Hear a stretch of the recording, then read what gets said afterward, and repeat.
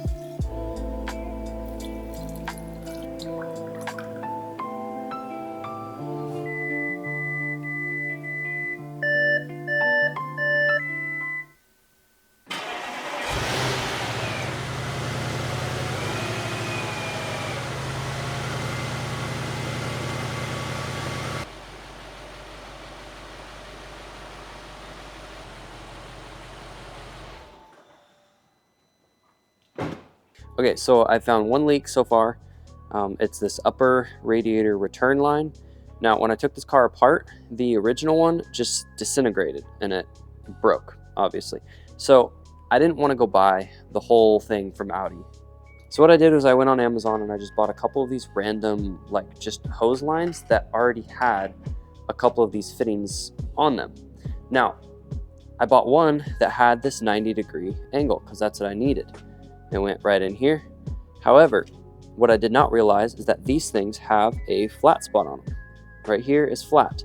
Now, the one that was in the car, which you can't see it now because it's broken off, this flat spot was on the other side. So the one that I bought to use was made to go to the left. There's an O-ring in the back and it's round. So I hoped that that would seal it, but it did end up leaking on me. So I don't know where to get one of these that has the flat spot on the other side. So what I went ahead and did is I found one that was straight. I took some of these random lines that I had and I took a 90 and I cut it. One of them came with this rubber hose. And so what I'm gonna do is I'm gonna cut this hose down to make a sleeve. And then I've got a couple of clamps to make sure that it's sealed and doesn't have any issues. So that's my fix for this. That's my one leak that I found so far. Let's get all this fitted up and then see how that works.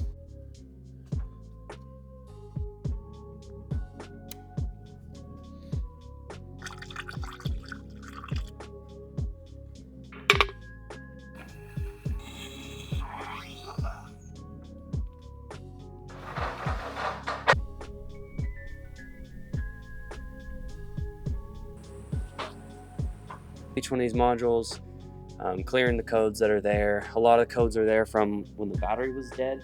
Okay, so update. I spent a better part of the day yesterday kind of getting everything adapted and bleeding all the air out of the cooling system.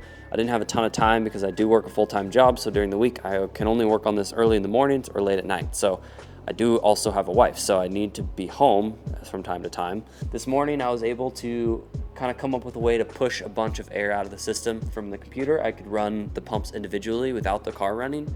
And so then I was able to put air pressure to this and then push the air through while running the pumps and kind of started gurgling air through and it started coming up. So as you can see, I got these nifty little covers. What I'm working on, or what I've been working on this morning, is actually the lower control arms. Those things got bent when the car was moved by the auction yard. The next coat I'm getting is an oil pressure sensor 3, which I think is underneath the turbos, unfortunately. Something there, it's either not plugged in all the way or the sensor itself might be bad. I did have to replace a bunch of sensors, so there's a chance that one of them could be bad.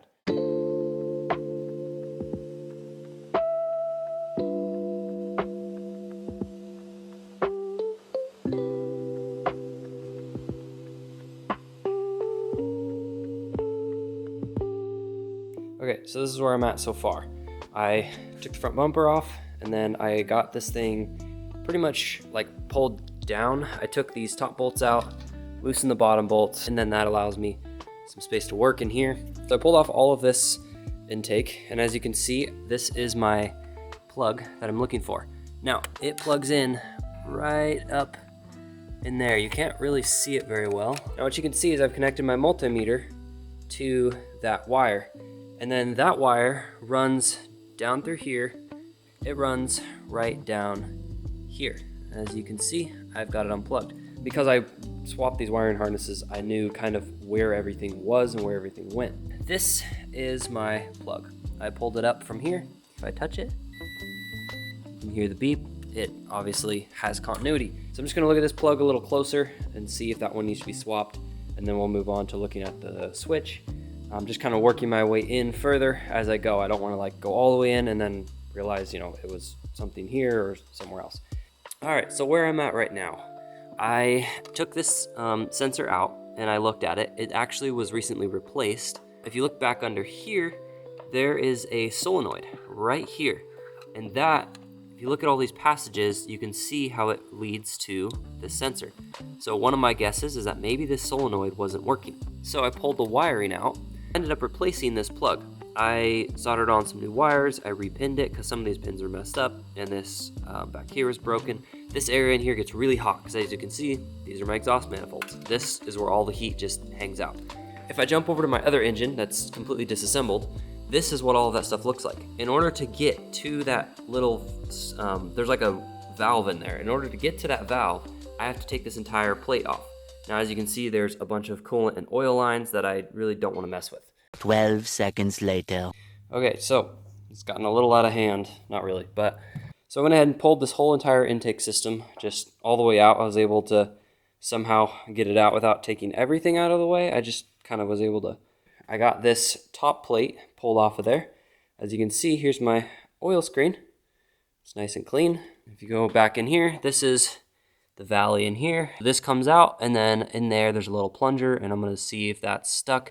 There's oil in all of this stuff, and when I took the oil lines off the top of the turbos, they had a good amount of oil in them. So that is a good sign. That means that they weren't completely starving, which means this probably isn't plugged, but just to make sure, I'm already this far, so I figured I was just gonna pull that plate off, do the last little bit, get that thing off, make sure I know that everything in there is working, put it all back together. Then I know I'm at least not starving my turbos of oil, because that's what that light means. The whole point of that sensor is to tell me whether or not these turbos are getting oil. So if that sensor's throwing off, you know, I could not be getting oil to my turbos, and obviously that could be a really bad sign. So luckily, I think they were getting oil, but I'm gonna go ahead and pull this off, double check, and we'll see.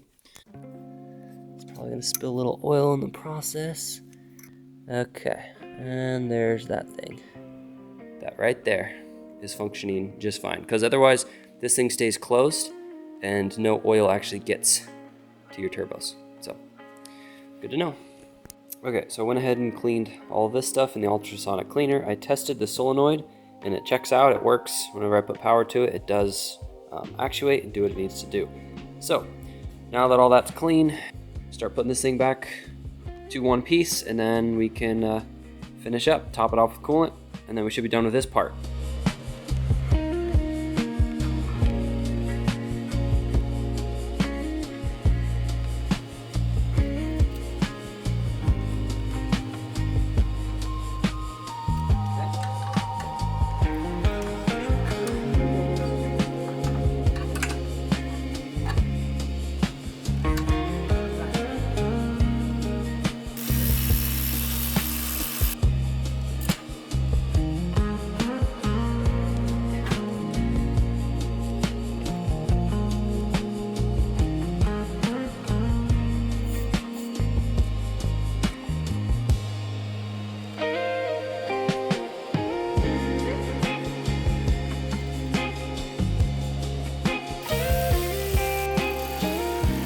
So one of the things that frustrates people when they're working on cars is you watch YouTube videos and everyone just clips everything together and it all goes together perfect.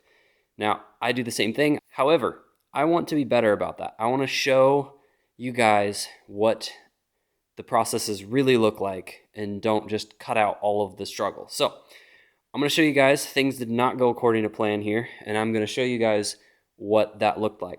So when I put this thing back together, I was getting in a hurry, I was getting excited, and I kind of just started slapping things back together.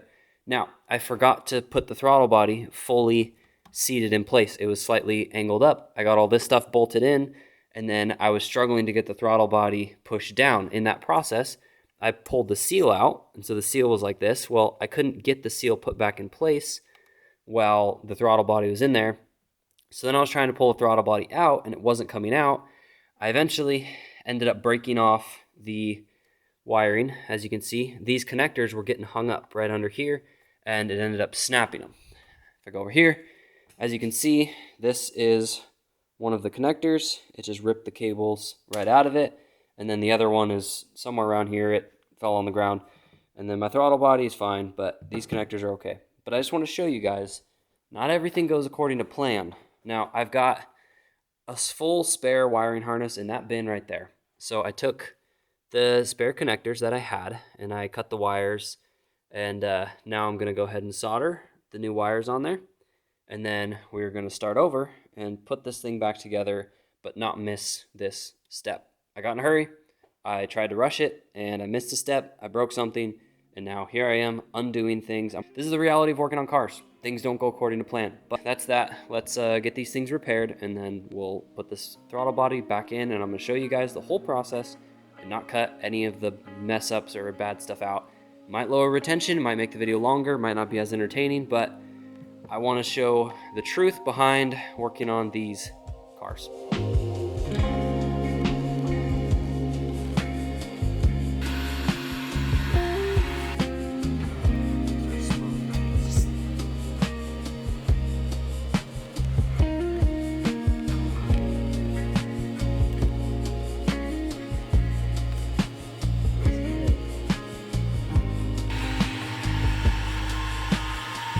Back in business. Throttle body in place first, then we can deal with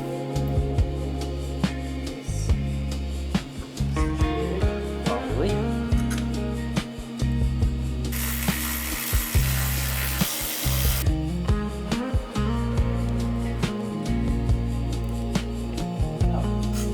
That was so easy.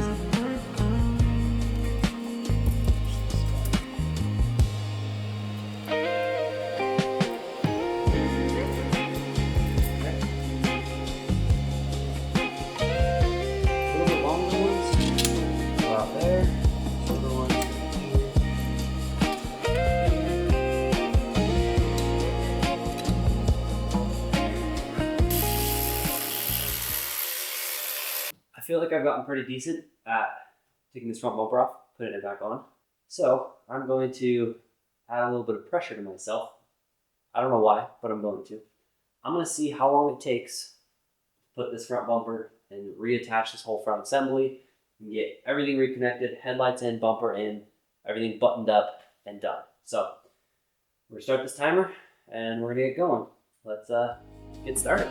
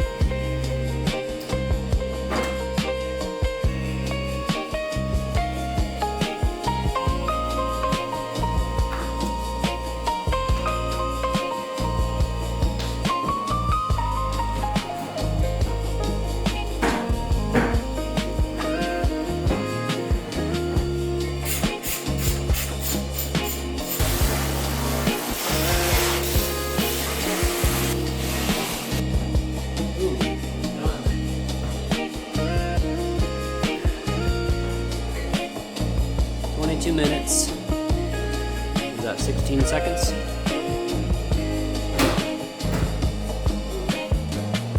Okay, everything is all buttoned up. See, the car's actually airing down right now. Going back to regular ride height. We're gonna start this thing up. How does this service do? I just serviced it. I need to clear that.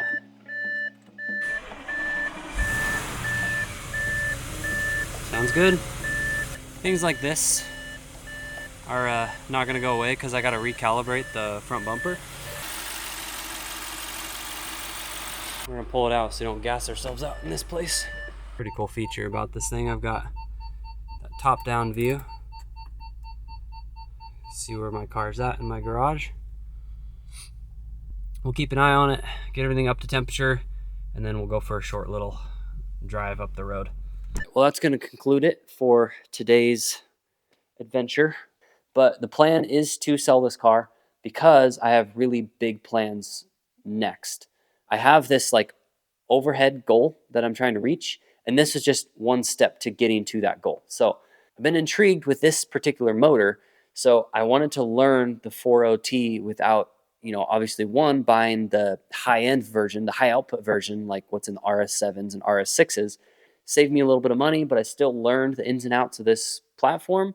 And then from there, we can continue to move forward. But the next project, the end goal, is a complete custom build from the ground up, something that I've never done before. And so I need to slowly build myself up. I can't build a complete car with a, engine and transmission that don't belong in it, if I've never actually swapped an engine myself. So swapping the engine in this car, I learned a lot. And now I know a lot about this particular engine. And hopefully down the road, that will pay dividends when it comes to actually building my own car. So the end goal is Audi doesn't make a car that has everything that I want. So I'm going to build it, which means I need to take multiple Audis and I need to put them together to make the car that I want, which is why this is just one step closer to that ideal car. I wanted to learn this engine, this platform, and that's all I'm going to say. I've got some future ideas, and yeah. That's it for this one. Hope you enjoyed. I know it's not as exciting as installing the motor and first starts and all that stuff, but hopefully I'll get some more drives under my belt later. Anyways, that's it. See ya.